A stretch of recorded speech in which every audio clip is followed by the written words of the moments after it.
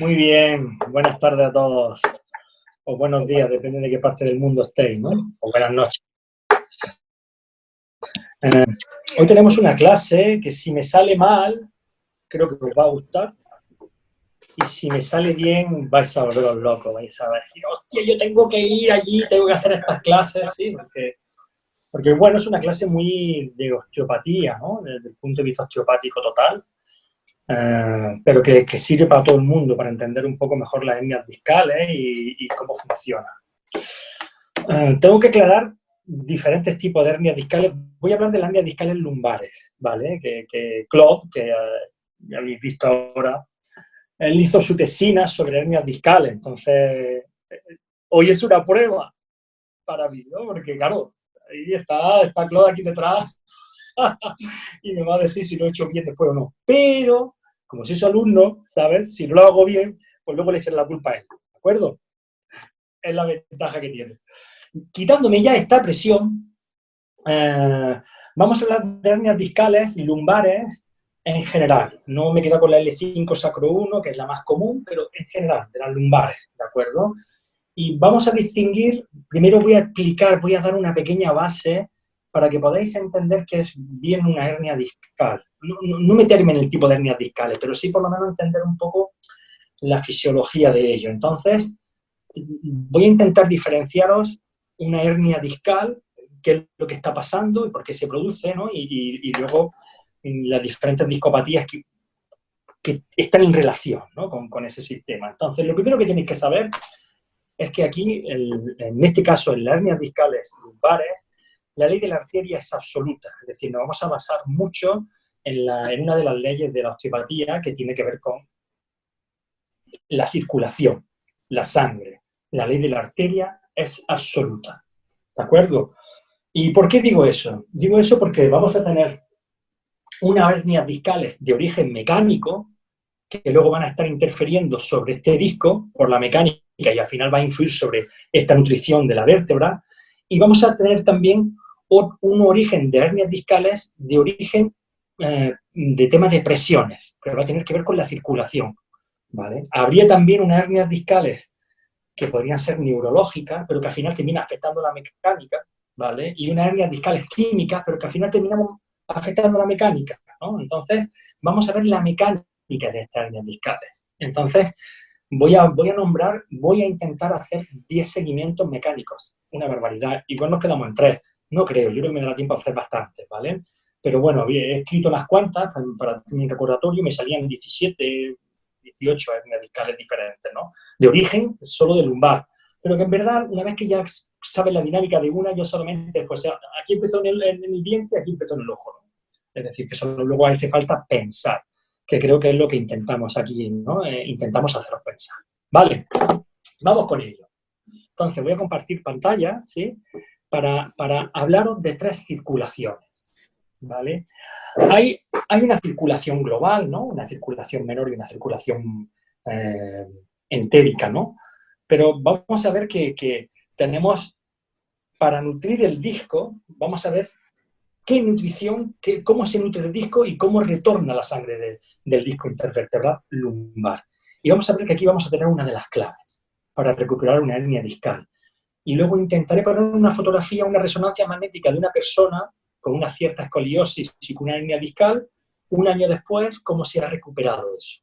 ¿De acuerdo? Para que veáis la comparativa. Porque no tengo a lo mejor 4 pruebas realizadas de un año después de recuperar una hernia discal, ¿no? De recuperar la sintomatología, para que veamos la comparativa. Y aquí pondré una de esas, ¿vale? Porque no hay mucha gente que luego cuando va bien quiere volver a hacerse la misma prueba en el mismo sitio un año después, ¿sabes? No sigue, ¿de acuerdo? Tampoco yo me pongo un cabezón, porque se van bien y ya está. Ok, compartimos, solo el anfitrión puede compartir pantalla. Sara, te lo quito un momentito, ¿vale? Para yo meterme en... No, espera un segundo, espera. Dame la posibilidad. Ya está. ¿Sí? Sí, ok, gracias.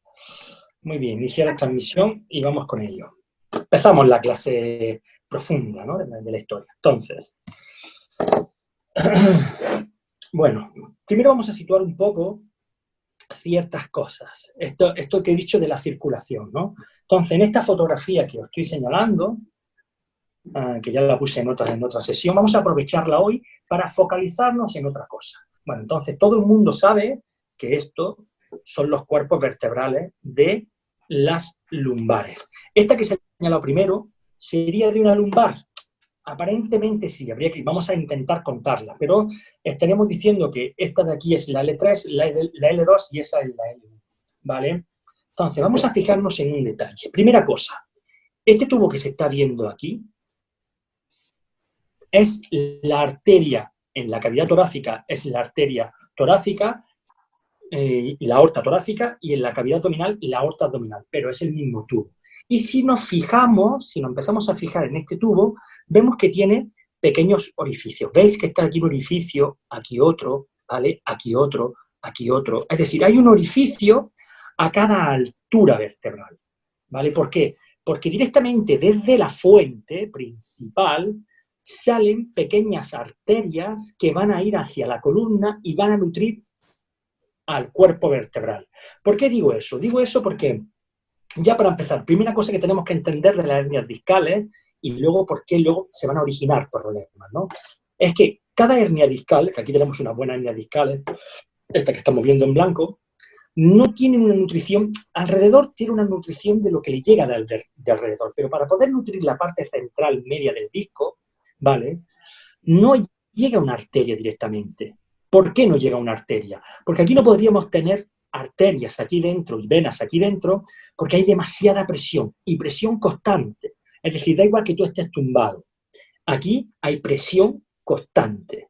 De tal manera que no se desarrolla un sistema nervioso propio dentro del disco, ni se desarrolla un sistema arteriovenoso dentro del disco. Entonces, ¿cómo se nutren los discos?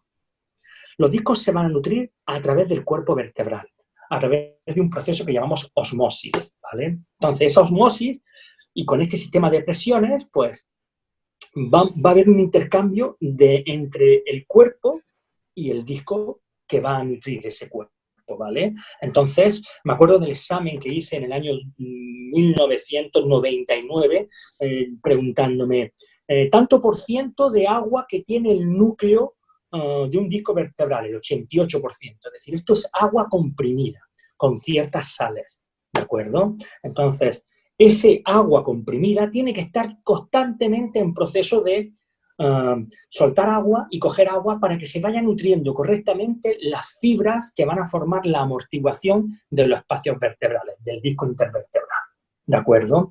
Este núcleo está rodeado de estas fibras, ¿vale? Pero si las fibras se rompen, el núcleo emigra, puede migrar y puede salir afuera al canal que hay en la columna, tocar la dura madre, los ligamentos que rompen, y eso provocar el dolor que todos hemos tratado, conocemos o hemos vivido alguna vez, ¿no? Entonces, hemos empezado por la circulación. Esta circulación ahora lo veremos desde otro sitio. Entonces, estos son detalles importantes. Dentro de esta circulación vamos a fijarnos en un pequeño detalle. Primero, que esta arteria tiene que atravesar un espacio que de aquí hacia arriba es un espacio negativo. ¿Qué significa negativo? Significa que la sangre venosa que hay por aquí, o los líquidos que están por aquí, van a subir de forma natural hacia arriba, porque aquí dentro de la cavidad torácica tengo presión negativa. ¿Eso tiene que ver con la circulación? Sí, porque esta circulación que baja por la arteria es positiva, es decir, tiene una presión positiva y puede viajar en todas las direcciones. Llega con presión arterial a alimentar y nutrir el cuerpo vertebral, que ahora veremos por dónde, porque ese también es otro detalle importante. Pero para retornar, no regreso por la misma vía que voy, evidentemente, regreso por una vena, pero vamos a ver que las venas se va a formar un sistema circulatorio aparte para el disco intervertebral y, por supuesto, médula espinal, dura madre, ¿vale? Entonces, eso es importante. Otro detalle más importante de esta fotografía es que, fijaros en este punto de aquí. Entonces, este de aquí es el diafragma. Eso de aquí es el diafragma. Entonces, entre el cuerpo vertebral y el diafragma se encuentra esta tubería. Ok. Y luego observamos que entre esta tubería, parte del diafragma, y otro trozo de diafragma, aquí se forma una óquera, un hueco. Este hueco, yo sé que estamos hablando de el esófago de la zona del cardias. Entonces, yo sé que este trocito de aquí es para el esófago. Eso es importante porque puede haber una hernia discal de origen estomacal, esofágica, sí. ¿Que puede repercutir abajo? Sí, ya veremos la mecánica de ello, ¿de acuerdo? Pero voy a empezar desde arriba. Lo único que estoy dando detalles anatómicos para que veáis cómo va nutriéndose cada espacio vertebral, ¿vale? Y que esa nutrición es la madre de que tengamos discopatías, artrosis o diferentes lesiones del canal medular, de la vértebra en sí, del disco intervertebral en sí, ¿de acuerdo? Eso es importantísimo. Entonces, el diafragma, que está separando estas dos cavidades, la cavidad torácica y la cavidad abdominal, va a tener una importancia relevante en el retorno de ¿qué? En el retorno de todo el drenaje de las lumbares, también de las dorsales. Pero claro, cuanto más abajo es la lumbar, el retorno venoso es más importante de cuidar. Porque si no tengo un buen retorno venoso, entonces hay un estancamiento. Yo digo de la energía, pero en realidad estoy diciendo de los líquidos, ¿vale? Y eso va a hacer que el disco pierda densidad, pierda capacidad de amortiguación, pierda elasticidad. ¿Y eso va a ser un factor importante para las futuras hernias discales? Sí, y no podéis imaginar cuánto. O sí que lo podéis empezar a imaginar, ¿vale? Entonces es un factor importante. Entonces una cosa será las lesiones mecánicas que van a repercutir en la mecánica vertebral y otra cosa son las presiones que van a repercutir en la mecánica vertebral también, pero desde el punto de vista de ley de la arteria. Es decir, ya no mecánica en sí, no ya de la estructura como tal, sino de la estructura también de sangre, ¿no? Eso es importante.